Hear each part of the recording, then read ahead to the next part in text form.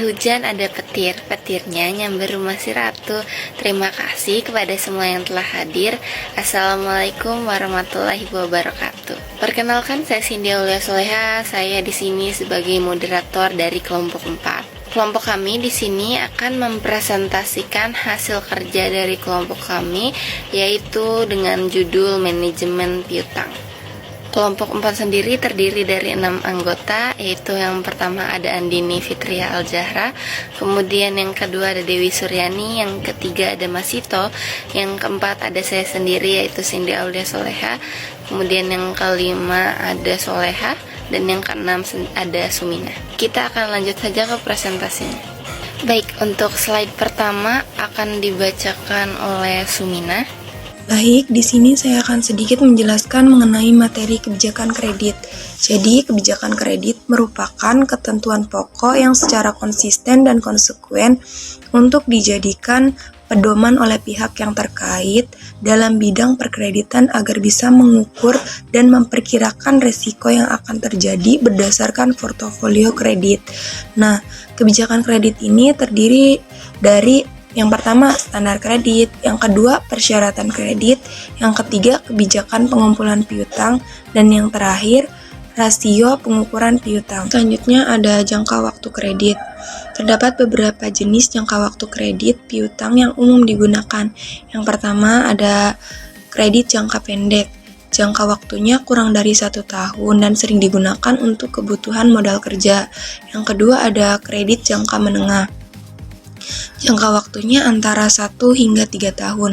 Biasanya dimanfaatkan oleh usaha kecil dan menengah UKM dengan pinjaman di bawah 100 juta rupiah. Yang ketiga, ada kredit jangka panjang. Jangka waktunya itu lebih dari 3 tahun. Digunakan untuk pembelian aset besar seperti rumah atau kendaraan.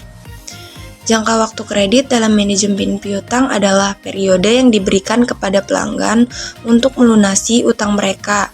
Biasanya berkisar antara 30 hingga 90 hari. Kebijakan ini mempengaruhi penjualan dan likuiditas perusahaan. Semakin panjang jangka waktunya, maka semakin besar potensi penjualan, tetapi juga risiko piutang tak tertagih. Terima kasih Sumina atas penjelasannya. Kemudian untuk slide selanjutnya akan dibacakan oleh Andini. Selanjutnya itu ada standar kredit. Yang pertama itu definisi kredit. Kredit adalah kesepakatan antara dua pihak, yaitu kreditur atau pemberi pinjaman dan debitur peminjam, yang memuat ketentuan-ketentuan tentang peminjaman uang atau barang dengan syarat pembayaran kembali beserta bunga dan biaya lainnya dalam jangka waktu tertentu. Yang kedua itu ada tujuan kredit. Yang pertama, meningkatkan likuiditas dan kemampuan finansial individu atau badan usaha. Yang kedua, memperluas usaha dan meningkatkan produksi. Yang ketiga, meningkatkan kesejahteraan masyarakat. Dan yang keempat, mendorong pertumbuhan ekonomi. Yang ketiga itu ada jenis kredit. Yang pertama ada kredit konsumtif, yaitu untuk kebutuhan pribadi seperti membeli barang, elektronik, mobil, atau rumah. Yang kedua itu ada kredit produktif, yaitu untuk usaha atau bisnis seperti membiayai produksi, pengembangan usaha, atau membeli mesin. Yang ketiga ada kredit investasi, yaitu untuk investasi jangka panjang seperti membeli saham dan obligasi. Yang keempat itu ada kredit likuiditas, yaitu untuk memenuhi kebutuhan tunai seperti membiayai operasional usaha. Selanjutnya yang keempat itu ada syarat kredit. Yang pertama, kemampuan membayar atau kapasitas. Debitur harus memiliki kemampuan membayar kembali pinjaman. Yang kedua itu karakter atau reputasi dan integrasi. Debitur harus memiliki reputasi baik dan integritas yang tinggi. Yang ketiga, kondisi keuangan atau stabilitas. Debitur harus memiliki kondisi keuangan yang stabil. Yang keempat, jaminan atau anggunan atau kolateral. Debitur harus menyediakan jaminan untuk meminimalkan risiko. Dan yang kelima itu ada tujuan kredit atau jelas dan realistis. Baik, terima kasih Andini atas presentasinya. Kemudian untuk slide selanjutnya akan dibacakan oleh Masito. Halo, perkenalkan nama saya Masito dari kelompok 4 akan menjelaskan mengenai materi manajemen piutang tentang proses kredit, faktor-faktor yang mempengaruhi kredit, dan manajemen resiko kredit. Yang pertama ada proses kredit. Untuk proses kredit sendiri ada beberapa langkah. Yang pertama, pengajuan permohonan kredit oleh debitur. Untuk pengajuan permohonan kredit oleh debitur, biasanya nasabah mengajukan permohonan kredit ke bank atau lembaga keuangan. Nasabah menyediakan dokumen yang diperlukan seperti KTP, NPWP, slip gaji, dan laporan keuangan. Dan yang terakhir, evaluasi awal. Untuk evaluasi awal sendiri, biasanya bank melakukan evaluasi awal untuk menentukan kemungkinan persetujuan kredit. Selanjutnya ada analisis kredit oleh kreditur untuk menilai kemampuan membayar debitur. Yang ketiga, penilaian agunan untuk memastikan keamanan pinjaman. Dan yang keempat, pengambilan keputusan kredit oleh kreditur. Yang kelima, ada penandatanganan perjanjian kredit. Dan yang keenam, pembayaran kredit oleh debitur. Selanjutnya ada faktor-faktor yang mempengaruhi kredit. Untuk faktor-faktor yang mempengaruhi kredit sendiri, yang pertama ada suku bunga. Untuk suku bunga, biasanya tingkat bunga yang dibayarkan debitur, terus ada inflasi, perubahan harga barang dan jasa, dan yang keempat ada kebijakan moneter, kebijakan bank, dan pemerintah. Dan yang terakhir ada risiko kredit. Biasanya untuk risiko kredit sendiri, kemungkinan besar debitur itu tidak membayar. Manajemen risiko kredit. Untuk manajemen risiko kredit sendiri, yang pertama ada identifikasi risiko kredit. Identifikasi risiko kredit biasanya mengidentifikasi potensi risiko kredit seperti risiko kredit macet, risiko likuiditas, dan risiko reputasi. Dan yang kedua ada evaluasi risiko kredit.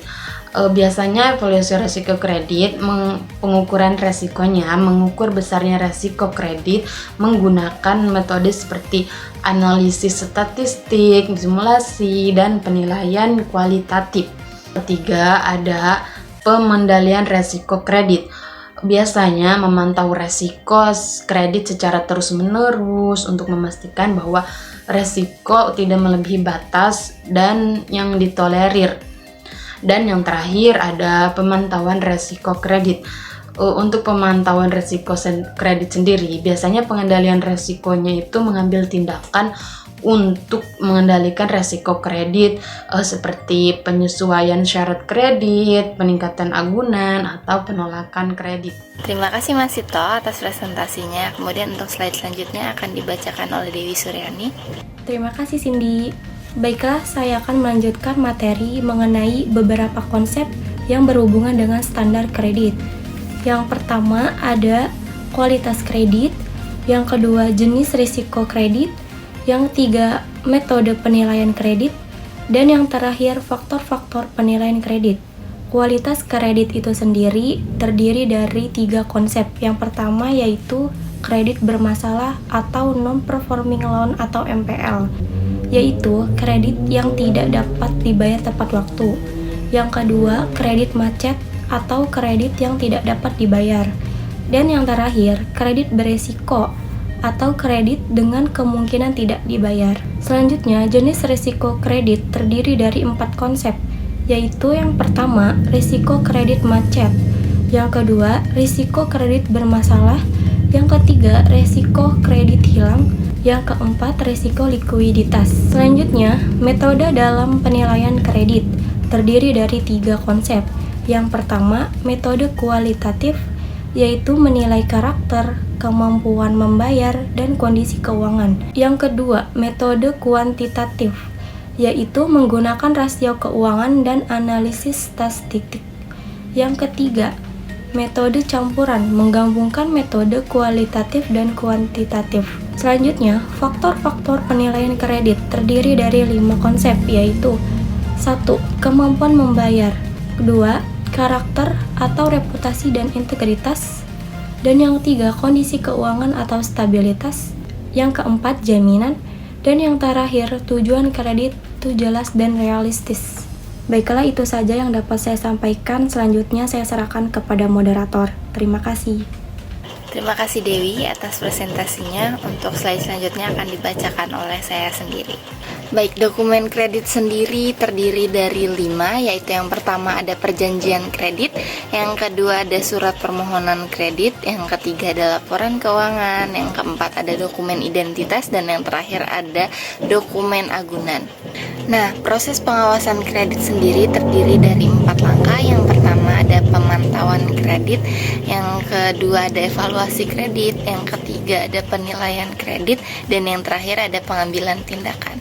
Nah, kemudian di sini ada standar kredit internasional. Ada 3 yang dipakai, yaitu yang pertama ada Basel Accord atau Bank untuk Internasional Penyelesaian.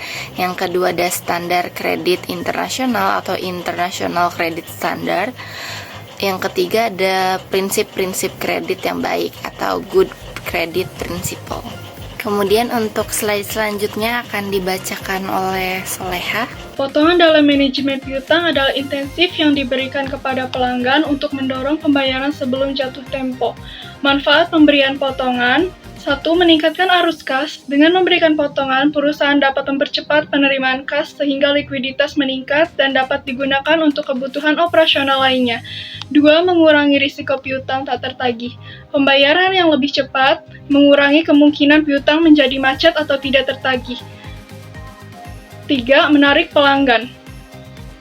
Potongan dapat menjadi daya tarik bagi pelanggan untuk melakukan pembelian secara kredit dengan komitmen pembayaran lebih awal. Pertimbangan dalam pemberian potongan. Meskipun potongan dapat memberikan manfaat, perusahaan harus mempertimbangkan beberapa hal. 1. Analisis biaya dan manfaat. Perusahaan perlu memastikan bahwa manfaat dan percepatan arus kas lebih besar daripada biaya potongan yang diberikan. 2. Kebijakan kredit yang tepat. Penetapan syarat dan ketentuan potongan harus jelas, termasuk periode pembayaran dan besaran diskon untuk menghindari kebingungan dan potensi kerugian. 3. Evaluasi efektivitas. Perusahaan harus secara rutin mengevaluasi apakah pemberian potongan efektif dalam meningkatkan pembayaran lebih awal dan apakah perlu penyesuaian dalam kebijakan tersebut. Terima kasih Soleha atas penjelasannya. Kemudian untuk slide selanjutnya akan dibacakan lagi oleh saya sendiri. Di slide ini ada langkah-langkah dalam manajemen piutang dan evaluasi pelanggan. Yang pertama yaitu evaluasi pelanggan sebelum pembelian kredit. Ada analisis kredit, jadi kita harus melakukan penilaian kelayakan kredit pelanggan berdasarkan dari riwayat keuangannya, riwayat kondisi pembayaran sebelumnya, stabilitas bisnis mereka. Kemudian yang kedua, kita harus menggunakan informasi dari lembaga penjamin kredit jika itu diperlukan. Kemudian yang kedua ada dokumen pendukung. Jadi kita harus meminta dokumen seperti laporan keuangan, rekening koran, atau referensi dari mitra bisnis mereka. Kemudian yang ketiga ada cek riwayat pembayaran. Periksa apakah pelanggan tersebut memiliki riwayat keterlambatan pembayaran atau gagal bayar. Kemudian yang keempat, ada penetapan batas kredit. Tetapkan batas maksimal kredit untuk setiap pelanggan berdasarkan analisis resiko mereka. Kemudian yang kelima, ada pembayaran atau pemberian syarat kredit. Tentukan syarat pembayaran seperti jangka waktu, misalnya 30 hari atau 1 tahun, dan denda keterlambatan sesuai dengan profil pelanggan. Nah, kemudian di sini ada evaluasi dan tindakan lanjutan yang dilakukan oleh perusahaan. Yang pertama yaitu evaluasi kinerja piutang.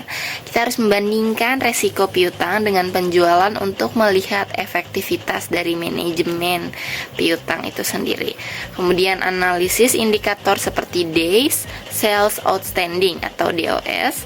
Kemudian yang kedua ada pembelajaran dari pengalaman, yaitu kita harus menggunakan data pelanggan untuk meninjau ulang kebijakan kredit, kemudian merevisi prosedur evaluasi pelanggan untuk meminimalkan resiko di masa depan. Baik, di sini saya akan membacakan kesimpulan dari presentasi kelompok kami hari ini, yaitu manajemen piutang adalah proses pengelolaan uang yang menjadi utang pelanggan kepada perusahaan atas pembelian barang dan jasa yang dibeli secara kredit. Kemudian, manajemen piutang yang baik dapat membantu perusahaan dalam menjaga likuiditas dan stabilitas keuangannya, serta untuk menghindari resiko kerugian piutang yang berlebihan. Untuk di slide ini ada daftar pustaka yang kita gunakan dalam presentasi ini.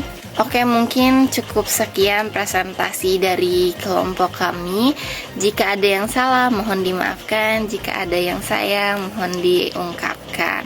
Ayo ting-ting, makan kepiting. Thank you for everything. Terima kasih. Assalamualaikum warahmatullahi wabarakatuh.